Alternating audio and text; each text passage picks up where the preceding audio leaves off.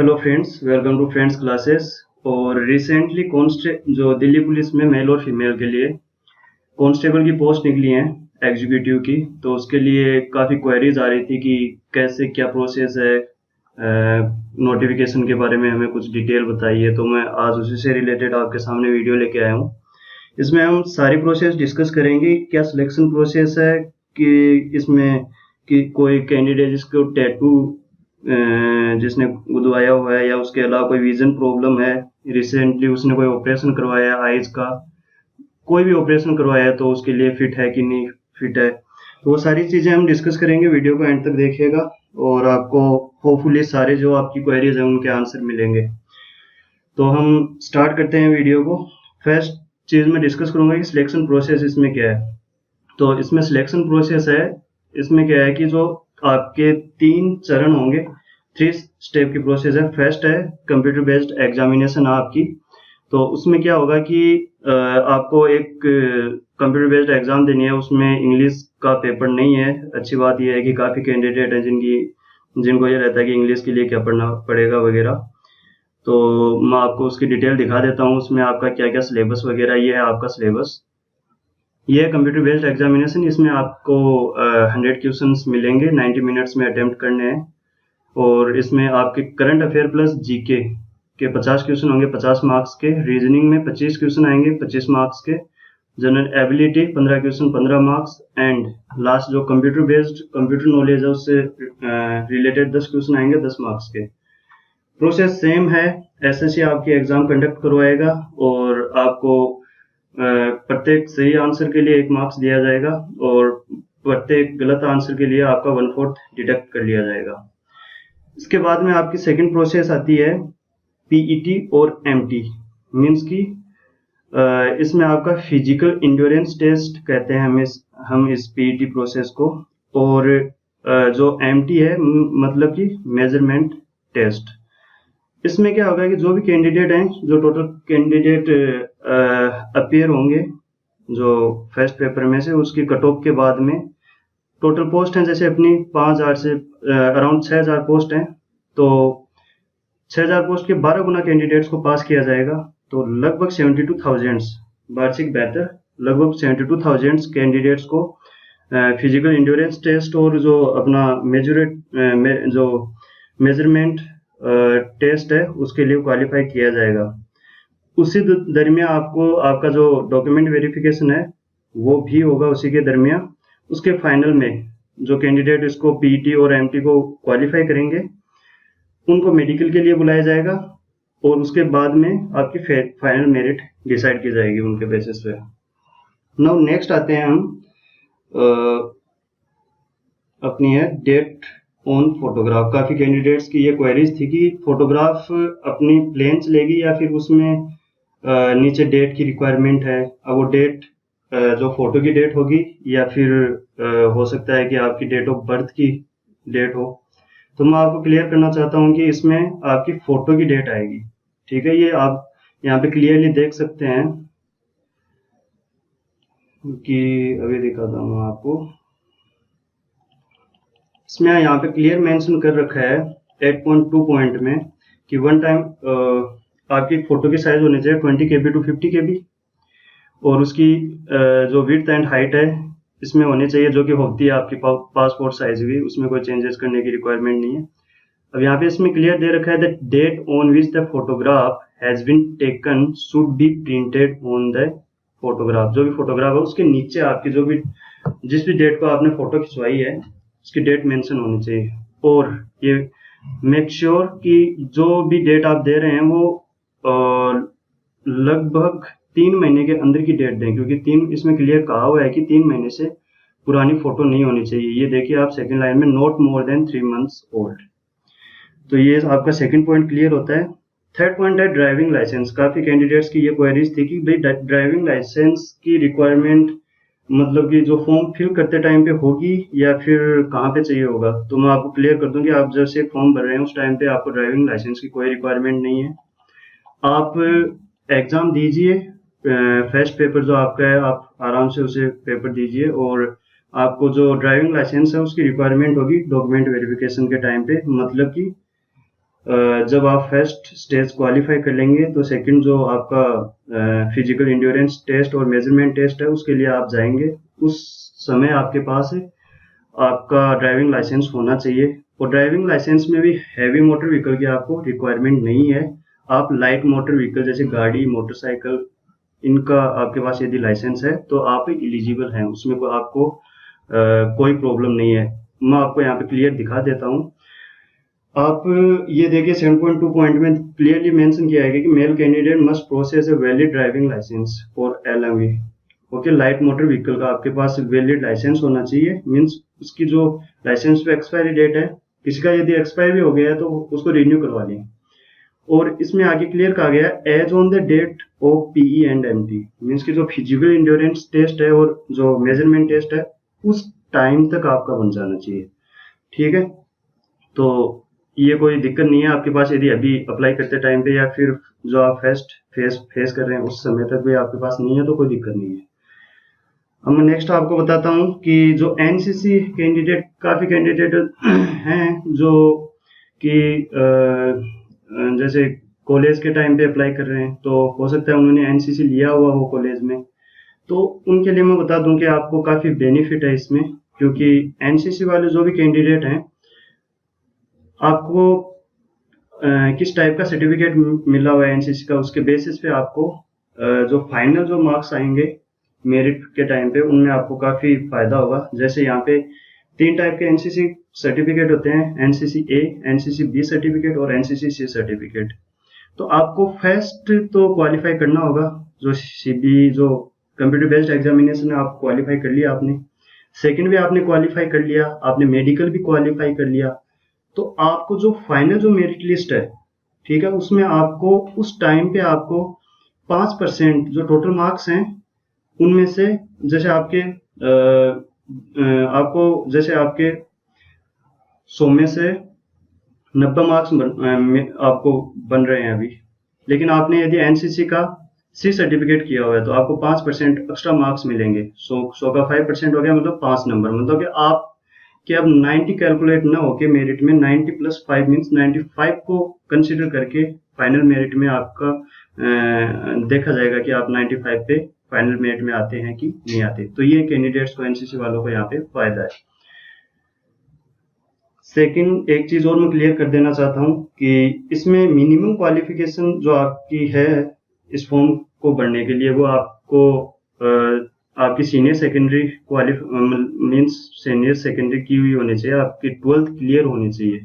आपकी 12th clear है तो आप इस फॉर्म के लिए अप्लाई कर सकते हैं। और इसकी एज लिमिट आप यहाँ पे देख सकते हैं कि एज लिमिट क्लियर कह रखा है कि 25 एज तक आप इसको अप्लाई कर सकते हैं, और 18 इसकी मिनिमम एज रखी गई है। इसके अलावा काफ़ी कैंडिडेट हैं कि उनको क्या है कि जैसे उनकी एज 25 है अभी, लेकिन यदि उनकी कैटेगरी जैसे OBC है, SC ST है, तो उनको काफ़ी रिलैक्सेशन भी है, क्योंकि OBC SC ST इनमें आपको कैटेगरी वाइज जैसे रिलैक्सेशन दिया जाता है। SC ST के लिए 5 साल का रिलैक्सेशन है। सपोज किसी कैंडिडेट की एज 25 है अभी, तो उनको 5 साल का जैसे 25 नहीं होगी 27 है और वो कैंडिडेट SC ST के अंदर है तो वो भर सकता है, क्योंकि उसकी अब एज लिमिट 25 ना होके SC ST वालों की हो गई 25 + 5 मीन्स 30 एज तक वो फिल कर सकते हैं। ऐसे ही OBC वाले 28 तक फिल कर सकते हैं, बट ये केस जनरल वालों के लिए नहीं है। जनरल वालों के लिए आयु सीमा 25 ही है। उसके अलावा मैं आपको बता दूं, यदि कोई कैंडिडेट है कि वो सर्विसमैन है या फिर स्पोर्ट्स पर्सन है, तो उनके लिए डिफरेंट यहाँ पे रिलैक्सेशन दिए गए हैं एज में, कि वो 10 इयर्स का स्पोर्ट्स पर्सन है उनको 10 इयर्स का दिया जा सकता है। अक्सर सर्विसमैन में यदि OBC से कोई कैंडिडेट भरता है तो वो 6-7 मीन्स के 31 ईयर तक भी यदि उसकी एज है तो वो अप्लाई कर सकता है। उसके अलावा मैं आपको बताता हूँ एग्जाम का क्या पैटर्न है। मीन्स की जो आपकी फर्स्ट फेज है जिसमें कि आपका रीजनिंग, GK प्लस कंप्यूटर और आपकी एप्टीट्यूड आने वाला है, उसमें कैसे क्या प्रोसेस रहेगी तो मैं आपको तो टॉपिक और उनसे रिलेटेड इंफॉर्मेशन दे देता हूँ। तो ये है टॉपिक रिलेटेड डिटेल्स। 1 मिनट। आपके पेज नंबर 11 और 12 पे दिया हुआ है कि जीके के ये टॉपिक्स हैं आपकी history, economics, general polity, constitution, scientific research, cultural, history, sports, सारे टॉपिक्स आएंगे। जो भी आप एसएससी की, सीजीएल या फिर कोई सीएचएसएल की या फिर कोई एमटीएस की एग्जाम, स्टेनोग्राफी की एग्जाम देता है, जो आप जीके पढ़ते हैं वही पढ़ते रहिए। रीजनिंग में आपको सेम प्रोसेस अप्लाई करना है, जो आप रीजनिंग एसएससी की किसी भी एग्जाम के लिए पढ़ते हैं वही सेम है। न्यूमेरिकल एबिलिटी वो ही, नंबर ऑफ क्वेश्चंस इसमें कम कर दिए हैं, आपके number of questions numerical ability के 15 ही देखने को मिलेंगे आपको, लेकिन टॉपिक सारे हैं जो भी आप किसी भी एसएससी के एग्जाम में बैठते हैं। लास्ट आपको इसमें कंप्यूटर में MS Excel, MS Word, communication और ये world wide web, web browsers और जो भी इंटरनेट रिलेटेड हैं उनकी आपको डिटेल्स पढ़नी होंगी, यूआरएल्स वगैरह जैसे भी हैं, सर्च इंजन्स, क्योंकि ये आपको मीन्स इनका वेटेज 10 नंबर का है, जो कि 10% कवर करता है टोटल का। तो ये आपके एग्जाम पैटर्न है। अब मैं आपको थोड़ी डिटेल बता देता हूँ कि जो आपका फिजिकल इंड्योरेंस टेस्ट है और जो मेजरमेंट टेस्ट है उसमें क्या होता है। तो जो आपका फिजिकल इंड्योरेंस टेस्ट है उसमें क्या होता है कि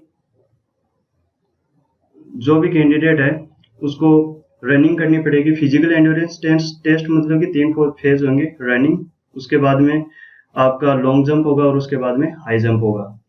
तो जो मेल कैंडिडेट हैं उनके लिए आपकी रनिंग यहाँ पे कैटेगरी वाइज दी हुई है क्लियर, कि यदि मेल कैंडिडेट की एज 30 तक है तो उनको 6 मिनट में 1600 मीटर डिस्टेंस कवर करनी पड़ेगी। और यदि मेल कैंडिडेट की एज 30 टू 40 ईयर्स, अब आप सोचेंगे 30 टू 40 ईयर्स कैसे है, क्योंकि एज लिमिट तो फॉर्म फिल करने के लिए 25 ही है। मैंने आपको बताया था कि यहाँ पे रिलैक्सेशन है, जो एक्स स्पोर्ट्समैन है या फिर एक्स सर्विसमैन है उनको किसी को 10 साल, जैसे एक्स स्पोर्ट्समैन है उनको 10 साल का रिलैक्सेशन है, मतलब कि वो 35 ईयर्स तक फॉर्म फिल कर सकते हैं। यदि एक्स सर्विसमैन है उनको 6 साल का रिलैक्सेशन है, मतलब कि वो 31 ईयर तक फॉर्म फिल कर सकते हैं। तो यदि कोई एक्स सर्विसमैन वाला कैंडिडेट फॉर्म फिल कर रहा है, उसकी एज 31 ईयर है, तो उसको 7 मिनट में 1600 मीटर कवर करनी पड़ेगी। फिर सेम है, लॉन्ग जंप के क्राइटेरिया दे रखे हैं। नॉर्मल कैंडिडेट्स करेंगे तो वो 14 फीट है उनके लिए लॉन्ग जंप, और हाई जंप है 3 फीट 9 इंच का। सेम ये है फिजिकल इंड्योरेंस टेस्ट की। यदि आप ये चीजें क्वालिफाई करते हैं, means race, long jump, high jump तीनों प्रोसेस, तो उसके बाद में आपका नेक्स्ट आता है मेजरमेंट टेस्ट। उसमें आपकी हाइट और चेस्ट इसका मेजरमेंट किया जाएगा। अब जो हाइट है उसके क्राइटेरियाज हैं मेल कैंडिडेट की, क्या कि मिनिमम हाइट कितनी होनी चाहिए, 170, ओके, 170 सेंटीमीटर होनी चाहिए। लेकिन इसमें भी रिलैक्सेशन दिया हुआ है, कैसे, जैसे कोई कैंडिडेट हिली एरियाज है, जैसे गोरखा, इन वाले जो भी ये समुदाय हैं, सिक्किम, नागालैंड, यहाँ से बिलोंग करता है, तो इन स्टेट से बिलोंग करता है, जम्मू एंड कश्मीर वगैरह से, तो उनको कुछ रिलैक्सेशन है, ठीक है। उसके अलावा ऐसे एसटी से कोई कैंडिडेट है तो उनको 5 सेंटीमीटर का रिलैक्सेशन है, मतलब कि 165 सेंटीमीटर की उनकी हाइट है, तो वो फॉर्म फिल कर सकते हैं। नव यदि आपने हाइट जो मेजरमेंट टेस्ट है उसको आपने क्वालिफाई कर लिया, तो उसके बाद में आप चेस्ट के लिए नेक्स्ट स्टेज में जाएंगे। इसी के अंडर है जो कि मेजरमेंट टेस्ट में आता है। उसमें आपको क्या करना है कि इसमें आपकी मिनिमम चेस्ट साइज मीन्स बिना किसी एक्सपेंशन के, बिना फुलाव के 81 सेंटीमीटर होनी चाहिए। और उसके बाद में आपसे वो कहेंगे कि चेस्ट को आप फुलाइए, तो आपको मिनिमम 4 सेंटीमीटर का आपका एक्सपेंशन आना चाहिए। मीन्स कि 81 आपकी यदि चेस्ट साइज है तो 85 तक फुलाने के बाद में होनी चाहिए। ये है क्वालिफाइंग। उससे ज्यादा कितनी भी हो, लेकिन 4 सेंटीमीटर से कम यदि एक्सपेंशन होता है तो आपका कैंडिडेचर कैंसिल कर दिया जाएगा। उसके अलावा सेम दे रखा है, हिली एरियाज वगैरह से है तो उसकी कुछ उनको रिलैक्सेशन है। अब हम फीमेल कैंडिडेट्स के लिए नीचे देखते हैं, तो फीमेल कैंडिडेट्स में के फिजिकल एंड्योरेंस में उनको 8 मिनट दिए जाएंगे जनरल कैंडिडेट्स को 1600 मीटर दौड़ने के लिए। लॉन्ग जंप उनका 14 फीट का होगा, 10 फीट का होगा, और हाई जंप उनका 3 फीट का होगा। तो सेम डिटेल्स दे रखी हैं, उनकी भी हाइट मेजरमेंट वगैरह के लिए नीचे डिटेल्स हैं। तो उनकी जो आपकी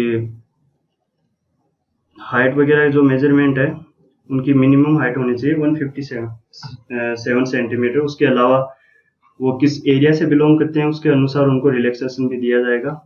तो ये सारी बातें थी आपकी पीटी और एमटी के लिए। उसके बाद में मैं अब आपको बताता हूँ मेडिकल स्टैंडर्ड। तो काफ़ी बंदे हैं, आप पेज नंबर 14 पे जाइए, आप वहाँ पे देखेंगे कि काफ़ी जैसे 6x6 आपकी विजन होना चाहिए, ठीक है। वो कैंडिडेट जिनका 6x6 है मेडिकल स्टैंडर्ड, वो ही इसके लिए फाइनली क्वालिफाई होंगे।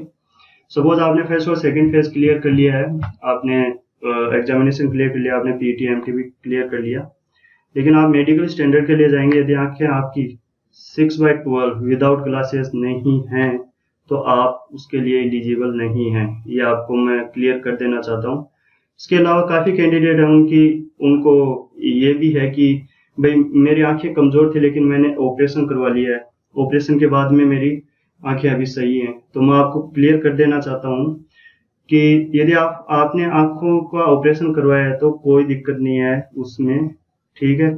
उसके लिए यदि उनको कुछ लगता है मेडिकल करते टाइम पे कि कुछ दिक्कत वगैरह है, तो वो आपको क्या करेंगे कि रिकमेंड कर देंगे। कोई भी गवर्नमेंट, यहाँ पे देखिए आप 12.2 में क्लियर कहा गया है कि यदि एग्जामाइंड यदि आपको उनको कुछ प्रॉब्लम लगती है तो वो आपको किसी गवर्नमेंट हॉस्पिटल में भेजेंगे, ठीक है, और वहाँ पे आपकी आंखों को चेक करवाया जाएगा, ठीक है। यदि वहाँ पे कोई प्रॉब्लम नहीं दिखती है तो आपको कोई प्रॉब्लम, आपने ऑपरेशन करवाया है और उसके बाद में आपको कोई प्रॉब्लम नहीं होगी। वहाँ पे यदि जो गवर्नमेंट यदि डॉक्टर है वो चेक करता है तो उनको यदि विजन रिलेटेड कोई प्रॉब्लम इश्यू, वो कोई इश्यू नहीं दिखाते तो कोई दिक्कत नहीं है आपकी, क्लियर है।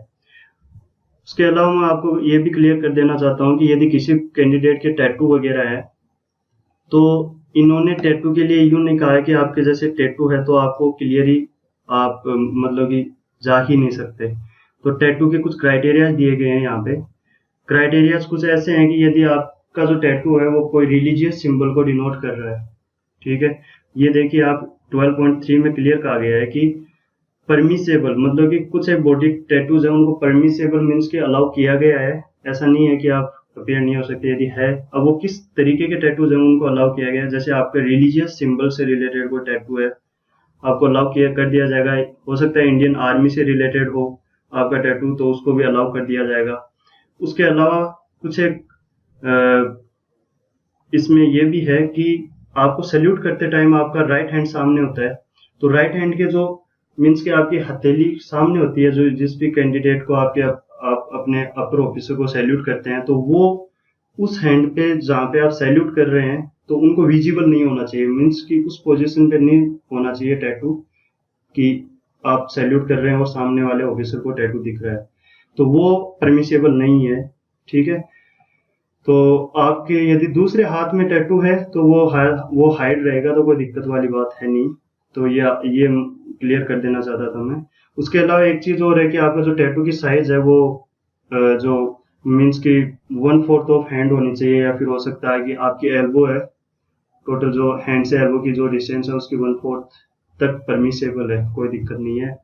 यदि आपका टैटू यदि आप जैसे कपड़े पहनते हैं शरीर के मीन्स कपड़ों के नीचे हिडन हो जाता है, कोई दिक्कत नहीं है, तो ये आप अप्लाई कर सकते हैं विदाउट एनी डाउट।